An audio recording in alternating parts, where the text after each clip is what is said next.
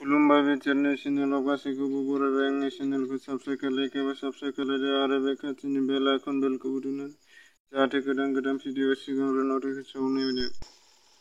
महाराष्ट्रआव BPF थायोब्ला दोलो नागारनायनि गोख्रों थांखि फोरमायदों बारग' मन्थ्रि रिहन दैमारिनि गोनांथि जायोब्ला उदां बिजाथि महरै बिसायख'थि गेलेगोन होननानै हुमखि होदों। महाराष्ट्रआव थानायनि थाखायनो आं जेननांगौ जायो मानोना महाराष्ट्रआव थाफानानै खायसे पदआ गावस्राजोब्बाय होननानै फोरमायो। लोगोसे बिथाङा रिहन दैमारि बिथाङा फोरमायो दि बिटिसि सोरखारखौ मदद होनांगौ। बिटिसि सोरखारखौ मदद होयोब्लासो बिटिसि ओनसोलाव जौगागोन होननानै रोखा फोरमायो।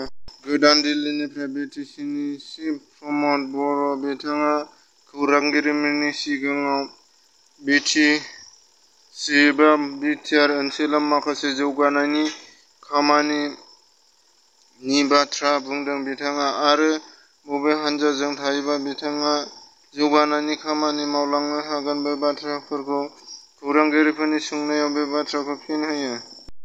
भारत हादराव 24 घन्टानि गेजेराव 50,040 कभिड-19 पजिटिभ मोननाय जादों आरो थैनायनि हारआ जाहैबाय 1,258 सुबुं जिउ गोमादों।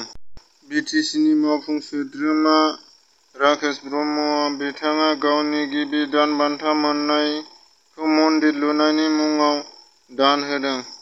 50,000 गोर्बोआव थानाय आइजो आरो 5 बोसोर बैसोनि दुइसिन खुदिया थानाय आइजोफोरा न'आव थानानै अफिसनि खामानिखौ न'आवनो मावनो हागोन।